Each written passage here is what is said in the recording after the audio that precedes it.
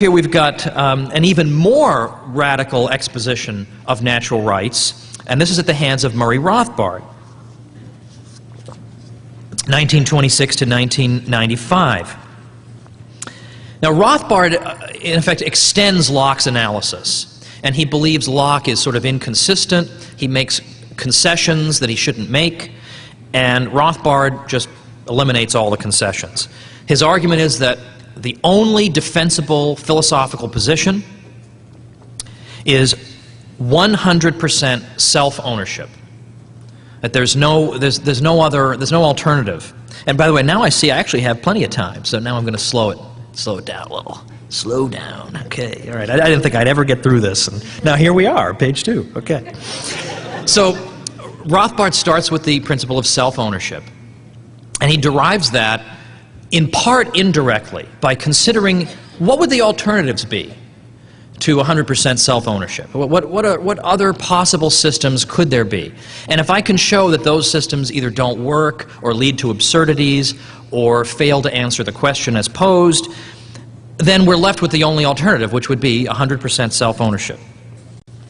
So he offers in his book, The Ethics of Liberty, 1982 or 3, he offers 3 possible alternatives. I think it's 82. He says, first of all, and this is just in a footnote, he says, suppose we had a system in which nobody owns anybody. Nobody owns himself or anybody else.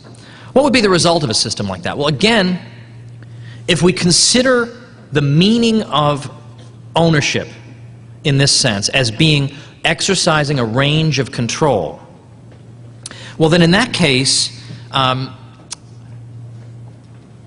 if nobody owns anybody, including himself, nobody could eat, nobody could breathe, because no one would have legitimate range of control over his own body. No one would have the permission, in effect, to do anything. So everybody would be dead. So this can't be right. The idea that no one should have range of control over anyone, including himself, can't possibly work. Secondly, everybody owns everyone, or maybe slightly more accurate, everybody owns a portion of everyone else. This would be a possible sort of communism of bodies. Everybody owns a portion of himself, but also owns a portion of every other person. All right, well, how's that going to work? Right? I mean, again, if ownership implies range of control, that would mean I have a range of control over every single other person. So nobody can actually do anything unless they've gotten my consent and the consent of everybody else. Well, again, this is obviously absurd. There's no way this could persist. And obviously, if you have a society of a whole lot of people, how could everybody keep tabs on everybody else and say, now wait a minute, you know, I haven't given my 4% vote on your body yet, so you're going to have to just stay and wait. It would be impractical, even if it could be done. So what would inevitably have to happen would be you'd have to have some sort of Kremlin-type Politburo situation where the Politburo will decide what to do with everybody's bodies, and then that would lead us into the third possibility, partial ownership of one group by another. So there's another possibility. Let's suppose we have a situation in which one group of people they all own themselves, but they also own another group of people in the society. Well, I mean, Rothbard has a couple arguments against this, but one of them is this fails to answer what it is we're searching for. We're searching for a universal ethic for man, for mankind, that would apply to man qua man. Now, if you're going to say that, well, the correct ethic would be that people with red hair get to dominate people with black hair, that's not an ethic for man. That's an ethic for one group of people. We're looking for a universal standard that would apply to everybody. So this doesn't even meet the definition of what we're seeking. So this is excluded. So according to Rothbard, the only alternative that's left is self-ownership, is 100% self-ownership of each person by himself. Now, if you notice immediately, I think, the extremely radical political implications of Rothbard's conclusion, which would be, if there is such a thing as if we have 100% self-ownership,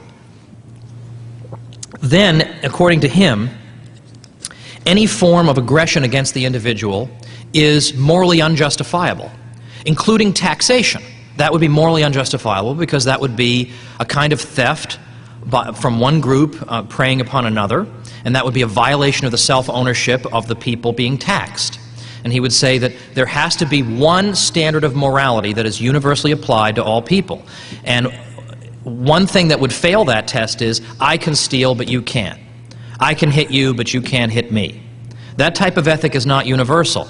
And so therefore, if a government is going to try to exercise a non-universal ethic and say, well, we can take, but you can't, or we can expropriate you in order to protect you from expropriators, this is not a universal ethic, and it violates the tenets of self-ownership. So that's why Rothbard rejects the state altogether. He moves beyond the minimal state of Locke and Nozick to say that even the minimal state violates rights and therefore can't be justified.